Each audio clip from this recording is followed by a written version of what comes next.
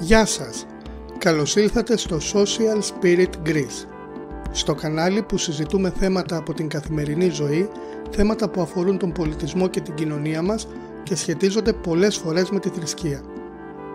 Ποια είναι η σχέση της τοπικής θρησκευτικότητας με τους προσφυγικούς και μεταναστευτικούς πληθυσμούς? Πώς επηρεάζονται οι κυβερνητικές προσφυγικές και μεταναστευτικές πολιτικές? Ποια είναι η στάση της Εκκλησίας και των χριστιανών και ποια θα έπρεπε να είναι? Με την κατάρρευση του Ανατολικού Μπλοκ στην Ευρώπη στις αρχές της δεκαετίας του 1990, εκατοντάδες χιλιάδες άνθρωποι μετανάστευσαν στις δυτικές ευρωπαϊκές χώρες. Εκατομμύρια ανθρώπων μεταναστεύουν μέχρι και σήμερα από χώρες της Αφρικής και της Ασίας στην Ευρώπη και από την Νότιο Αμερική στη Βόρειο Αμερική για να βρουν καλύτερες συνθήκες ζωής. Οι πολεμικές συγκρούσεις στο Ιράκ, στο Αφγανιστάν, στη Συρία προκάλεσαν ένα τεράστιο προσφυγικό κύμα προς τη Δύση. Η Ελλάδα ως χώρα ενδιάμεσος σταθμός δέχεται ένα πολύ μεγάλο μέρος των μεταναστευτικών και προσφυγικών ροών. Η γιγάντωση αυτών των ροών στην Ελλάδα συνεχίζει και προκαλεί σφοδρές πολιτικές συγκρούσεις και έντονες συζητήσεις. Θα μπορούσε κάποιος να πει ότι κάποιοι δυσανασχετούν με το ότι η πλειοψηφία των προσφύγων και μεταναστών δεν είναι χριστιανοί. Δεν νομίζω όμως ότι είναι πολύ καλύτερη η αντιμετώπιση όσων είναι. Μεγάλο μερίδιο ευθύνης φέρει η θεσμική Ανατολική Ορθόδοξη Εκκλησία. Παρόλο που η διοίκηση της Εκκλησίας της Ελλάδας ποτέ δεν εξέφρασε ρατσιστικό και ξενοφοβικό λόγο, δεν λείπουν οι επίσκοποι που το κάνουν. Είναι σχεδόν οι ίδιοι που κατά καιρούς επιτίθενται φραστικά στους ΛΟΑΤΚΙ ανθρώπους. Δυστυχώς, η πλειοψηφία του ελληνικού Ανατολικού Ορθόδοξου κλήρου ενστερνίζεται μια νοοτροπία που συνδυάζει τον εθνικισμό, την προγονολατρία και τον ακραίο συντηρητισμό.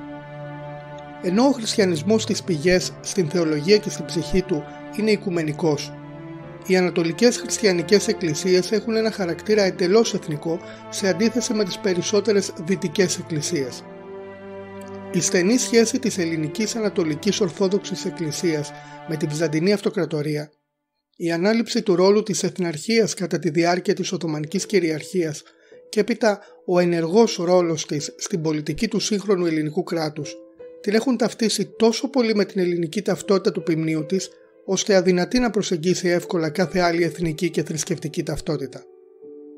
Ο ελληνικός Ανατολικός Ορθόδοξος κλήρος στην πλειοψηφία του πιστεύει ακράδαντα ότι είναι καθήκον του η πρωταγωνιστική ανάμειξη σε κάθε εθνική υπόθεση, ότι η εθνική ταυτότητα ταυτίζεται με την θρησκευτική.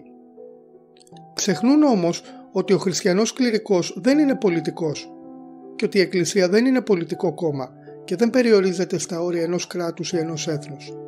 Ο χαρακτήρας, η ταυτότητα, η ζωή και η λειτουργία της χριστιανικής εκκλησίας έχουν οικουμενικές διαστάσεις και αποστολή. Η αποστολή του χριστιανού κληρικού δεν είναι αυτή ενός πολιτικού ή ενός εθνικού ακτιβιστή.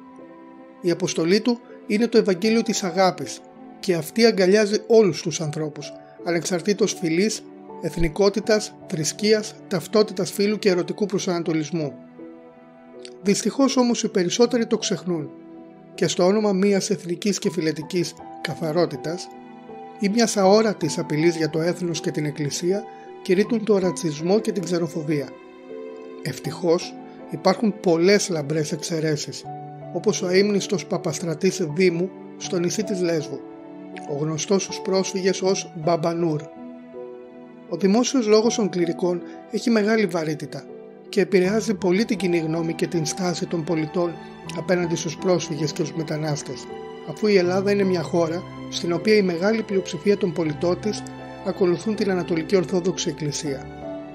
Οι κυβερνητικές επιλογές στην προσφυγική και μεταναστευτική πολιτική επηρεάζονται από την κοινή γνώμη. Καταλαβαίνουμε λοιπόν πόσο μεγάλη σημασία έχει η στάση και ο λόγος της Εκκλησίας και των κληρικών. Είναι αλήθεια ότι η προσφυγική κρίση και το μεταναστευτικό ζήτημα δεν είναι απλά. Μάλλον είναι ιδιαιτέρως σύνθετα και πολύπλοκα θέματα. Παρ' όλα αυτά, η στάση και η συμπεριφορά του χριστιανού πρέπει να είναι απλή και ξεκάθαρη, αν θέλει να ακολουθεί με συνέπεια τη χριστιανική διδασκαλία. Η αγάπη δεν περιορίζεται και δεν είναι επιλεκτική. Δεν κάνει διακρίσεις με βάση την εθνικότητα, την φυλή, την θρησκεία, την κοινωνική τάξη, το φύλο ή τον ερωτικό προσανατολισμό. Αλλιώς δεν είναι αγάπη.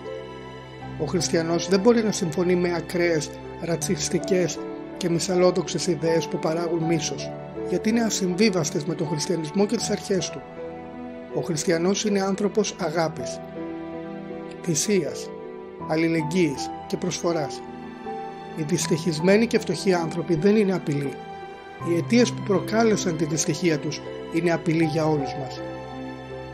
Στο επόμενο επεισόδιο θα μιλήσουμε για τη σχέση του χριστιανισμού με την ισότητα των φύλων και την θέση της γυναίκας.